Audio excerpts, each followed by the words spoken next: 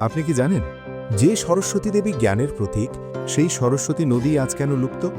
যখন মহর্ষি বেদব্যাস মহাভারত রচনা করছিলেন, তখন স্বয়ং ভগবান গণেশ তার লিপিকার হয়েছিলেন।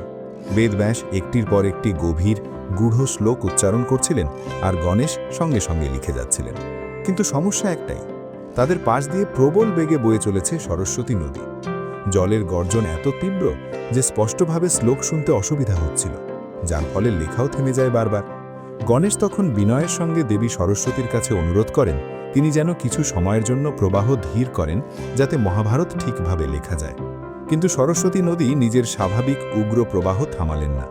বারবার বাধায় গণেশ ক্রুদ্ধ হলেন, আর সেই ক্রোধেই বেরিয়ে এলো অভিশাপ। আজ থেকে তুমি আর পৃথিবীর বুকে দৃশ্যমান থাকবে না, তুমি ভূগর্ভে প্রবাহিত হবে। বিশ্বাস করা হয় এই অভিশাপের ফলেই সরস্বতী নদী আজ লুপ্ত।